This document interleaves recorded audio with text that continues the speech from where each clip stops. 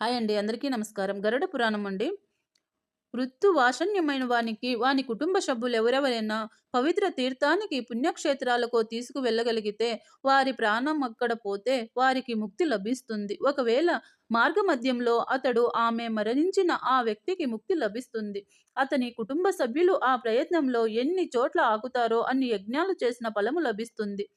మృత్యువాషణ్యమైన వాడు యథావిధిగా ఉపవాసము చేసిన మరుజన్మ ఉండదు.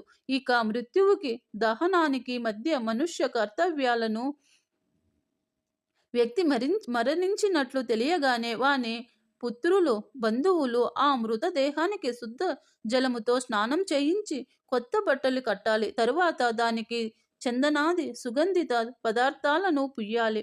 అనంతరము ఆ వ్యక్తి మృతి చెందిన చోటనే ఏకోత్రిష్ట శ్రద్ధాన్ని పెట్టాలి. ఇందులో అసన ప్రోష్టన క్రియలనే చెయ్యాలి కానీ ఆవాహన, అర్చన, పాత్రలంబన, అవగాహన క్రియలను చేయరాదు. పిండదానము తప్పనిసరిగా చేసి అన్నదానానికి సంకల్పం చేసుకోవాలి. అక్షయోదక దానాన్నివ్వాలి. స్వదావాచన, ఆశీర్వాద, తిలక క్రియలను చేయరాదు. చిక్కుడు గింజలతో నింపిన పాత్రను, ఇనుప వస్తువును బ్రాహ్మణునికి దానమివ్వాలి. పిండాన్ని అప్పుడు కదపాలి. అర్చదన, విసర్జన, స్వప్తి వాచన ఇప్పుడు చెయ్యకూడదు.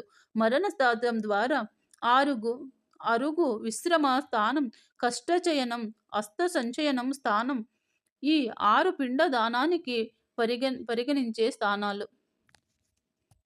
ప్రాణి మరణించిన చోట ఇచ్చే పిండాన్ని శవపిండమంటారు. దీనివల్ల భూదేవి తృప్తి నొందుతుంది. మిగిలిన స్థానాల్లో ఇలా: శవయాత్ర సమయంలో పుత్రాది బంధువులు తిలలు, కుశలు, కృత్వం, ఇంతానం తీసుకువెళుతూ యమగాథలను గాని, వేదంలోని యమ సూక్ష్మాన్ని గాని గానం చేస్తూ శ్మశానం వైపు కదలాలి.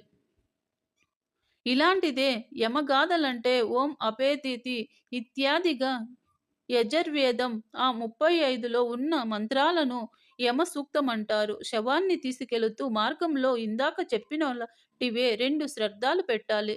శ్మశాన భూమిని చేరగానే శవాన్ని మెల్లగా నేలపై దించుతున్నప్పుడే దాని తల దక్షిణం వైపు ఉండేలా చూసి దించాలి. ఆ తరువాత చితాభూమిలో మరొక 3 ఇందాకటి శ్రాద్ధాన్నే పెట్టాలి. శవదహనానికి మృతుల బంధువులే స్వయంగా గడ్డి, కర్ర, నువ్వులు, నెయ్యి పట్టుకొని వెళ్ళాలి. లోపల చెయ్యి అని పనులను దక్షిణం వైపే తిరిగి జందెము ఉపన్యాసం చేసుకొని చెయ్యాలి. శాస్త్ర సమ్మతముగా అక్కడొక వేదిని నిర్మించి ప్రేత వస్త్రాన్ని 2 భాగాలుగా చించి సగాన్ని దానిపై కప్పి రెండవ సగాన్ని శ్మశాన జీవుల కోసం అక్కడే భూమిపై వదిలేయాలి. తరువాత శవం చేతిలో పిండదానం చేసి మొత్తము శవానికి నేతిని పుయ్యాలి.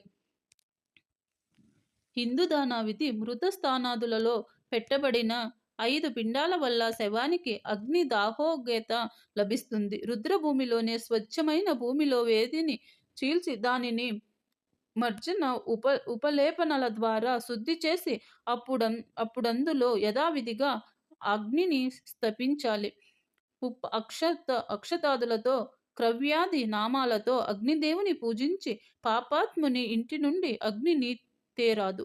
ఈ క్రింద మంత్రములో ఆయనను ప్రార్థించాలి. అగ్నిదేవుని మంత్రము మేము చెప్పకూడదండి. ఇలా కావ్యాది దేవుని సాష్టోక్తంగా పూజించి శవాన్ని చితిలో కాల్చడం మొదలు పెట్టాలి. శవంలో సగభాగం అగ్నికి ఆహుతి అయినాక కర్మ చెయ్యవాడు ఈ క్రింద మంత్రం నర్పించాలి. అంటూ తిల నెయ్యిలతో ఒక ఆహుతిని శవముపైనున్న అగ్నికి ఇవ్వాలి. తరువాత మాత్రమే గోదించాలి. దహనాంతరము అస్థి సంచయన క్రియ ఉంటుంది. శాంతిపై ప్రేతపిండ ప్రదానము కూడా ఉంటుంది.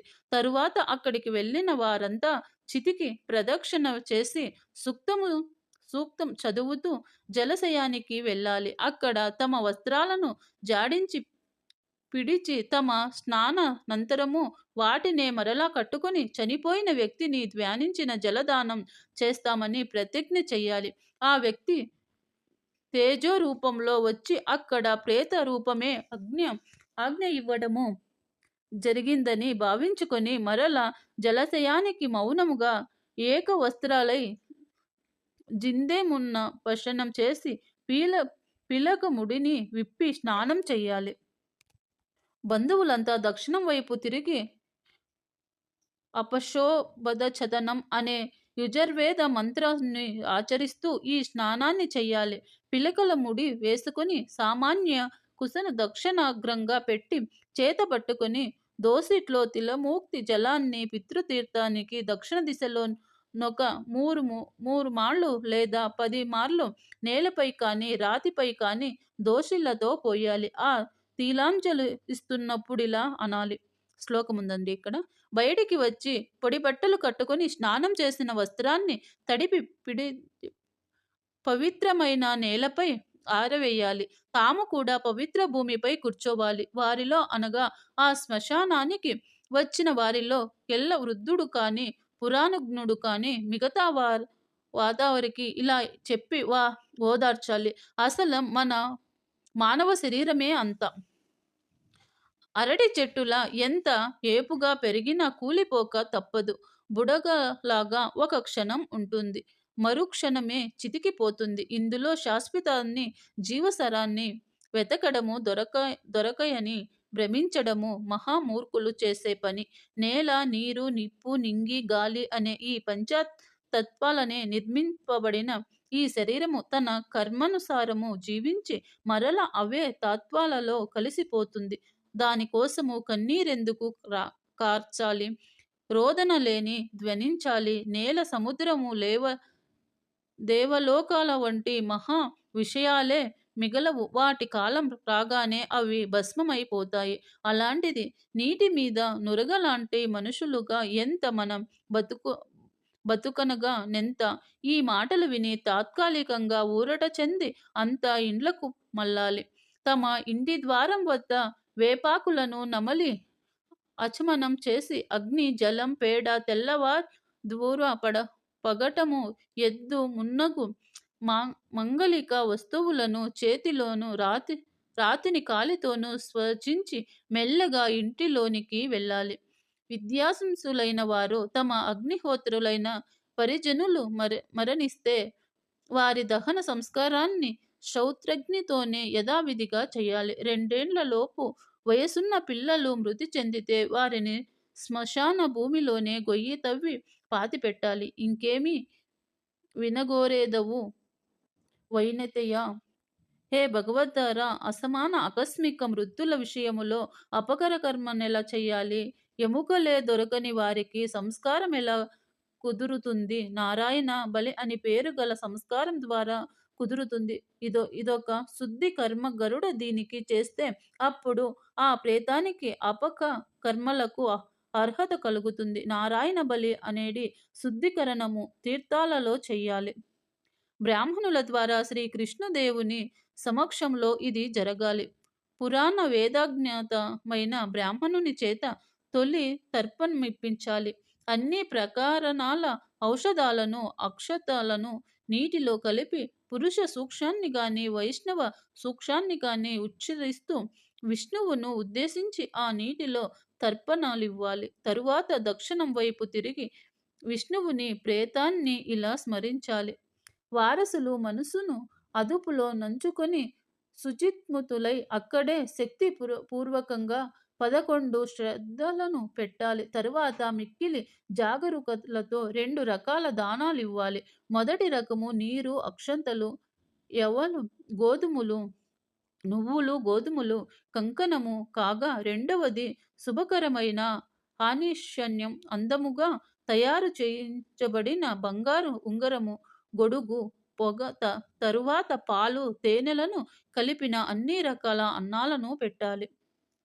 మంచివారైతే అర్హత కలిగిన వారిన వస్త్ర పాదుకాది 8 రకాల పదదానములు చెయ్యాలి. పిండదానము చేశాకనే మంత్రోచ్చర సహతంగా గంధ, పుష్ప, అక్షతరాలతో బ్రాహ్మణులకు పూజించి వారికి ఈ దానాలు ఇవ్వాలి. శంఖము, త్రామపత్రాలతో వేరువేరుగా తర్పణాలు ఇవ్వాలి. తరువాత మోకాళ్లపై నిలబడి ధ్యానధారణ సముక్తంగా ఉద్దేశించబడిన దేవతలను వేరువేరుగా అర్థం ప్రదానం చేయాలి. పంచరత్న ముక్తులైన 5 కుండలలో బ్రహ్మ, విష్ణు, రుద్ర, యమ, పేత్ర ఈ 5 దైవశక్తులను కుండకొకటిగా స్థాపించి ఉంచాలి. వీటినే కాక వస్త్రాన్ని, జందెమము, పెసలను, పదదానాన్ని వేరేరుగా స్థాపించాలి. బ్రాహ్మది 5గురు దేవతలకు శ్రద్ధ పూజలను యథావిధిగా చేసి శంఖము లేదా రాగి పాత్ర లేదా మట్టి కుండలో అన్ని ఓషధులతో ముక్తువైన తిలోదకాన్ని తీసుకొని ప్రతి పిండముపై జలధారాలివ్వాలి. తిలలు నింపిన తామ్ర పాత్రను దక్షిణతో బంగారములో పదదానములో ముఖ్య బ్రాహ్మణులకిచ్చి వెయ్యాలి. యముని కొరకై దక్షిణాపహిత తిల లోహదానాన్ని వేరొక బ్రాహ్మణునికి ఇవ్వాలి. విష్ణుదేవుని ఉద్దేశించి ఈ విధముగా యథాశక్తి విధిపూర్వకంగా బలి ఇవ్వడం వల్ల మృత వ్యక్తి స్వర్గానికి చేరుకోవచ్చును. తరువాత పరమాత్మ గరుడుని ప్రార్థనపై కృత్య తప్పకృత్య పాంతపనమునకు ప్రాయశ్చిత్త వ్రత లక్షణాలను ఇలా ఉపదేశించాడు. శ్లోకమండి. 3 రోజులు ప్రాతకాలములోను, 3 రోజులు సాయంకాలంలోను, 3 రోజులు ఆయాచిత హనిష్యనాన్ని మాత్రమే తిని 3 రోజులు పూర్తిగా ఉపవాసము క్రమంగా ఏ వ్రతములో చేయబడుతుందో దానిని కృత్యవ్రతం అంటారు. క్రమంగా 1 రోజు వేడి పాలు, మరునాడు వేడి నెయ్యి, 3వ రోజు వేడి నీరు మాత్రమే స్వీకరించి 4వ రోజు రాత్రంతా ఉపవాసం చేస్తే అది తప్త కృత్యవ్రతముననుగుతుంది. గోమూత్ర, గోమద, గోదాది, గోదుగ్ధ, కుశోదకాలను క్రమంగా రోజుకొకటిగా అది మాత్రమే స్వీకరించి ఉండిపోయి 6వ రోజు నుండి కృత్యవ్రతాన్ని చేయడాన్ని సంతాపన వ్రతం అంటారు. ధనిష్ట పంచకాలాలలో మృతి చెందిన వారికి ఎలా దహన సంస్కారం చేయాలో చెప్పాను విను.